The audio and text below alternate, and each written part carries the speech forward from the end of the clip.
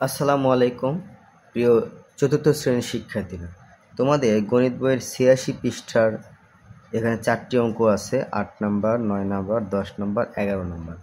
এই ৪টি অঙ্ক সমাধান করে দেখাবো। তো দেখো, প্রথমে ৮ নম্বর অঙ্ক কি আছে। ২টি ঘন্টার মধ্যে ক ঘন্টাটি প্রতি ৮ মিনিট অন্তর এবং খ ঘন্টাটি প্রতি ৬ মিনিট অন্তর বাজে। ঘন্টা দুইটি দুপুর ১২টায় একত্রে বাজে। পরবর্তী কোন সময়ে ঘন্টা দুইটি একত্রে বাজে?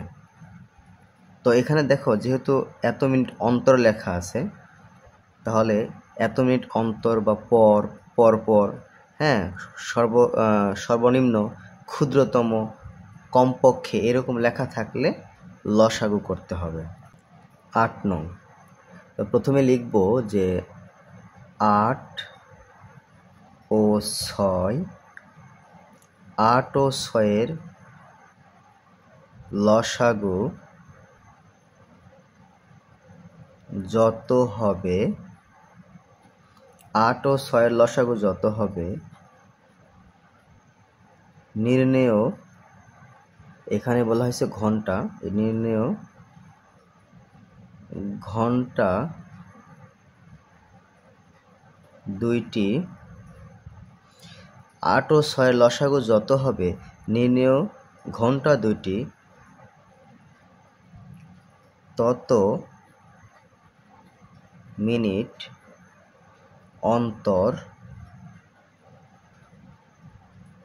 মিনিট অন্তর একত্রে বাজবে। আবার দেখো, ৮ ও ৬-এর লসাগু যত হবে নির্ণেয় ঘন্টা দুইটি তত মিনিট অন্তর একত্রে বাজবে। তাহলে এই ৮ ও ৬-এর লসাগু নির্ণয় করব। এখানে ৮ ও ৬-এর লসাগু, তো দেখো প্রথমে ২ দিয়ে ভাগ করব, ২ দিয়ে যায়, ৪ দুগুণে ৮, ৩ দুগুণে ৬, আর কোনো সংখ্যা দিয়ে ভাগ করা যায় না, সুতরাং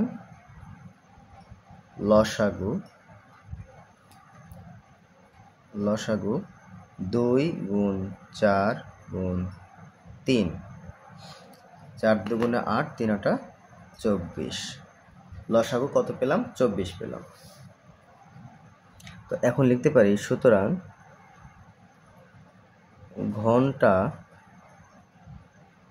ঘন্টা দুইটি ২৪ মিনিট অন্তর একত্রে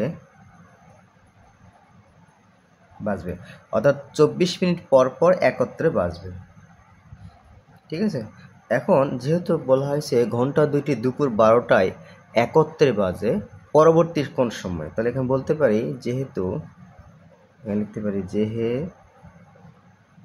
যেহেতু ঘন্টা দুইটি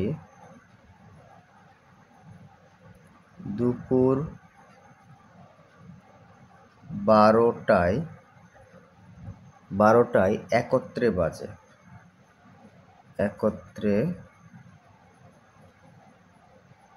বাজে, সুতরাং পরবর্তী কোন সময়, তাহলে এখানে লিখতে পারি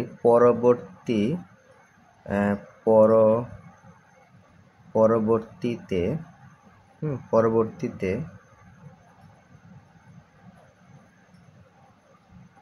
ঘন্টা দুইটি একত্রে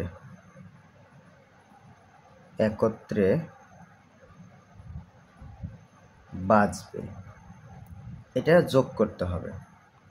তাহলে এখানে দুপুর ১২টা ছিল, এখানে লিখতে পারি ১২, আর এর সঙ্গে যোগ করব এই ২৪ মিনিট, হ্যাঁ, ২৪, এই ১২টার সঙ্গে, দুপুর ১২টার সঙ্গে এখানে টা কথা লিখতে পারি আমরা, টা, দুপুর ১২টা আর এই ২৪ মিনিট। ঠিক আছে। তাহলে এটা তো ২৪ মিনিট, এটা ঘন্টা, ১২টা বলতে ঘন্টা বোঝানো হচ্ছে, তাহলে লিখতে পারি দুপুর ১২ টা 24 মিনিটে। অর্থাৎ এখানে যোগ করা যাচ্ছে না, কারণ ঘন্টার ঘরে অঙ্ক আছে 12 আর 24-এর ঘরে মিনিটের ঘরে অঙ্ক আছে 24। এটা মিনিট হলো 24 মিনিট আর এটা 12 ঘন্টা। তো এটার শুধু যোগ চিহ্নটা উঠাই দিলাম, দুপুর 12টা 24 মিনিটে। অর্থাৎ ঘন্টা দুইটি দুপুর 12টা 24 মিনিটে আবার একত্রে বাজবে। তাহলে এটার উত্তর আমরা লিখতে পারি, উত্তর দুপুর 12টা 24 মিনিটে। আশা করি সকলে বুঝতে পেরেছ। তো শিক্ষার্থী বন্ধুরা, এবার দেখো 9 নং অঙ্কটি দেখো। আমার কাছে 36 সেন্টিমিটার লম্বা ও 24 সেন্টিমিটার চওড়া একটি কাগজ আছে। আমি বর্গ আকৃতির কাগজ দিয়ে কাগজের পৃষ্ঠাটি ঢাকতে চাই। সম্ভাব্য সবচেয়ে বড় কাগজের বর্গটির বাহুর দৈর্ঘ্য কত? তাহলে এখানে বলা হয়েছে সবচেয়ে বড় কাগজের বর্গটি। এই সবচেয়ে বড়, সবচেয়ে বেশি, সর্বাধিক, সর্বোচ্চ, বৃহত্তম এরকম কথা লেখা থাকলে আমাদের গসাগু করতে হবে। তাহলে এটা অঙ্কটা গসাগু করবে। 36 ও 24-এর গসাগু করলেই কিন্তু অঙ্কটার উত্তর পেয়ে যাব। 9 নং। তো প্রথমে লিখব কত সংখ্যাটি ছিল, কত 36। তো লিখতে পারি 36 ও 24 এর গসাগু। এর গসাগু যত হবে, 36 ও 24-এর গসাগু যত হবে, 36 ও 24-এর গসাগু যত হবে নির্ণেয় কথা লেখার পর লিখব সম্ভাব্য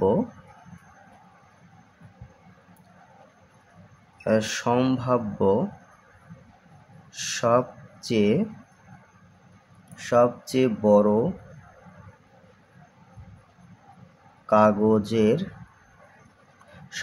বড় কাগজের বর্গটির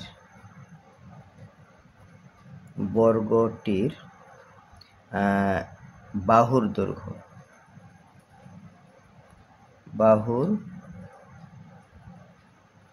দৈর্ঘ্য হবে। দেখো 36 ও 24-এর গসাগু যত হবে নির্ণেয় সম্ভাব্য সবচেয়ে বড় কাগজের বর্গটির বাহুর দৈর্ঘ্য হবে তত মিটার। তার মানে এদের যে গসাগু সেটাই এখানে বলতে পারি তত মিটার। কেন মিটার বললাম? কারণ ওখানে ছিল মিটার না, এখানে দৈর্ঘ্য হবে তত সেন্টিমিটার, কারণ প্রশ্নে কিন্তু সেমি দেওয়া আছে। ওকে, এখন আমরা এটা গসাগু করব। 36 আর হলো 24। তো গসাগুর নিয়ম এভাবে করা যায়। কি হবে, এখানে যতগুলো সংখ্যা থাকবে সবগুলো সংখ্যাকে আমাকে ফলো করতে হবে। তো দেখো 36 এবং 24 এখানে 2 দিয়ে ভাগ যাচ্ছে, 18 দুগুণে 36, 2 দিয়ে 24কে ভাগ করলে হবে 12 দুগুণে 24। এখন দেখো এই দুটাকে আবার 2 দিয়ে ভাগ যাবে, 9 দুগুণে 18, 6 দুগুণে 12। এরপর দেখো এই দুটাকে আবার এবার 3 দিয়ে ভাগ যাবে, 3 তিরিকে 9, 3 দুগুণে 6। দেখো 3 ও 2 এই দুটাকে আর ভাগ যায় না। ঠিক আছে, তাহলে আমরা লিখতে পারি গসাগু। সুতরাং গসাগু, দেখো গসাগুর নিয়ম হলো এই নিচেরগুলো কিন্তু নেওয়া যাবে না। এই 2 আর এই 3 এখান থেকে এতটুকু গুণ করতে হবে। অর্থাৎ যে সংখ্যাগুলো দিয়ে ভাগ করেছি এগুলো নিতে পারবো। 2 গুণ 2 গুণ 3, এটা গুণ করলে 2 দুগুণে 4, 3 4-এ 12 পেলাম। তার মানে এখানে যে আমি বলেছিলাম যে 36 ও 24-এর গসাগুই হবে এটা সম্ভাব্য সবচেয়ে বড় কাগজের বর্গটির এক বাহুর দৈর্ঘ্য বা বাহুর দৈর্ঘ্য। হ্যাঁ, তাহলে আমরা এখানে বলতে পারি সুতরাং দিয়ে লিখে দিই, সুতরাং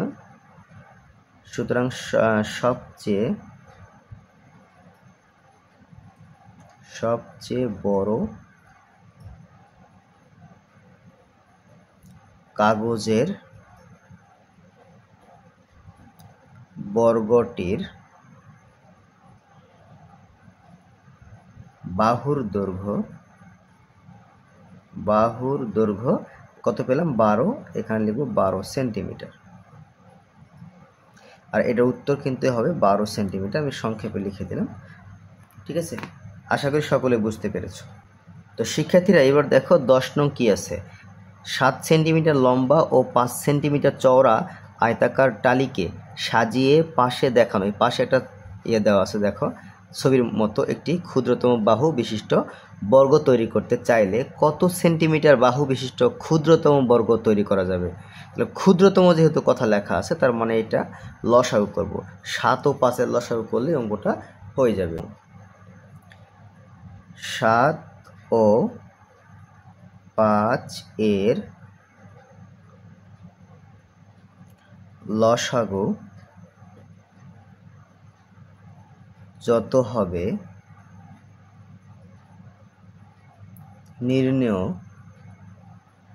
ওখানে বলা আছে কত সেন্টিমিটার, লিখব তত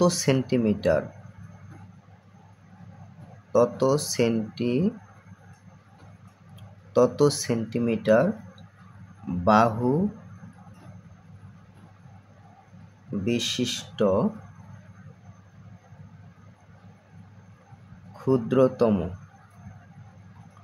ক্ষুদ্রতম কি বলেছে বর্গ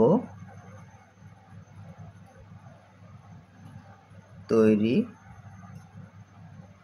করা যাবে। ওকে, তো এখন লসাগু করব। এখানে একটা জিনিস দেখো 7 ও 5-এর লসাগু। তো শিক্ষার্থীরা তোমাদের এই 86 পৃষ্ঠাতে আরেকটা অঙ্ক আছে, 11 নং। দেখো রাসেলের কাছে 45টি আপেল ও 18টি কমলা আছে। রাসেল কোনো আপেল বা কমলার অবশিষ্ট না রেখে যত বেশি সম্ভব শিশুর মধ্যে এমনভাবে ভাগ করে দিতে চায় যাতে প্রত্যেকে সমান সংখ্যক আপেল ও কমলা পায়। রাসেল কতজন শিশুর মাঝে এগুলো ভাগ করে দিতে পারবে এবং প্রত্যেক শিশু কতটি করে আপেল ও কমলা পাবে। এখানে উত্তর কিন্তু দুইটা, মানে প্রশ্ন দুইটা চেয়েছে। দেখো রাসেল কতজন শিশুর মধ্যে ভাগ করে দিতে পারবে এবং প্রত্যেক শিশু কতটি করে আপেল ও কমলা পাবে। তো চলো শুরু করা যাক। যেহেতু কতজন বলছে, কতজন শিশুর মাঝে ভাগ করবে, তাহলে এটা গসাগু করতে হবে। কত ছিল লিখতে পারি 45 ও 18 এর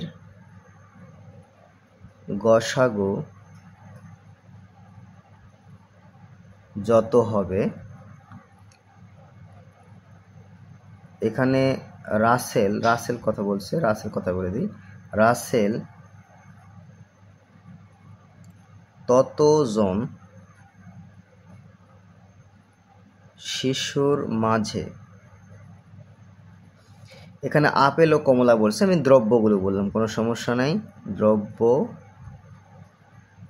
দ্রব্যগুলো কতজন শিশুর মাঝে বলছে, দ্রব্যগুলো ভাগ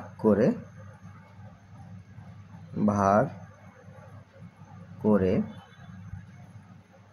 দিতে পারবে। অর্থাৎ এই 45 ও 18 এর গসাগু যত হবে সেটাই হলো শিশুর সংখ্যা হবে। এখানে 45 আর কত 18 এর গসাগু নির্ণয় করব। তো দেখো 45 এবং 18 2 দিয়ে ভাগ যায় না, 3 দিয়ে ভাগ যায়। 2 দিয়ে 18কে ভাগ করা যাবে, কিন্তু 45কে করা যাবে না। তো 3 15 45 আর 3 6 18। এরপর দেখো আবার 3 বার যাবে, 3 5 15, 3 2 6। 5 এবং 2কে আর কোনো সংখ্যা দিয়ে ভাগ করা যাবে না, তাহলে আমরা এখানে লিখতে পারি সুতরাং গসাগু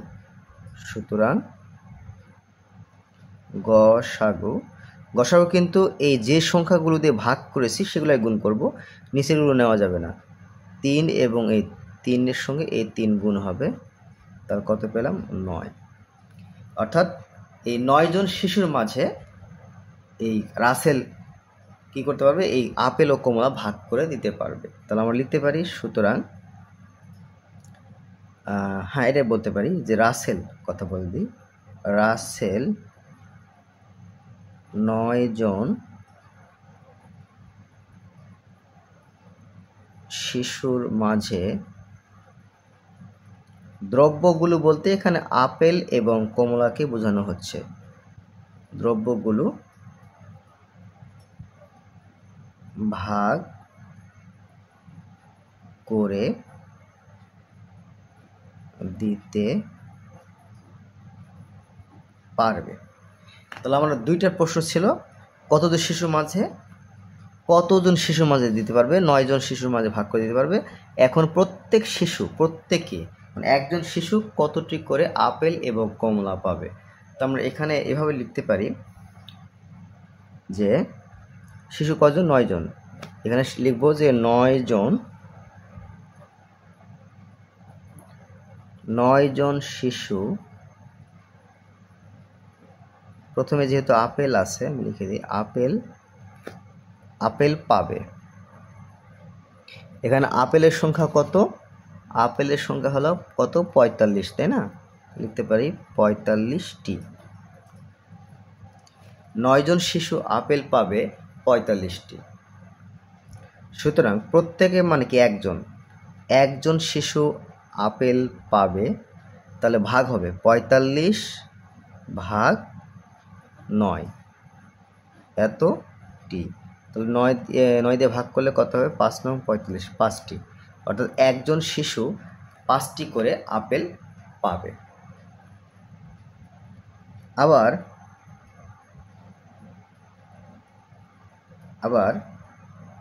9 জন শিশু কমলা পাবে 18টি। সুতরাং একজন শিশু কমলা পাবে, তাহলে এই 18কে 9 দিয়ে ভাগ করতে হবে, এতটি। কত হচ্ছে? 9 দুগুণে 18, 2টি। দেখো আমরা কিন্তু 2টি প্রশ্ন বলেছিল যে কতজন শিশুর মাঝে ভাগ করে দিতে পারবে এবং প্রত্যেক শিশু কয়টি করে আপেল এবং কমলা পাবে। তো আমাদের উত্তর, আমরা দুটো উত্তর পেয়ে গেছি, এবার শুধু উত্তরটা লিখব। এখানে উত্তর লিখব, উত্তরটার সংক্ষেপে লিখলাম যে শিশুর সংখ্যা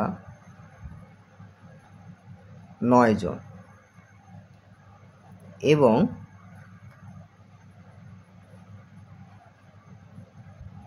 প্রত্যেক শিশু আপেল পাবে 5টি ও কমলা পাবে 2টি। তো শিক্ষার্থী বন্ধুরা, আশা করি সকলে বুঝতে পেরেছো। যদি ভিডিওটি ভালো লাগে অবশ্যই সাবস্ক্রাইব করবে।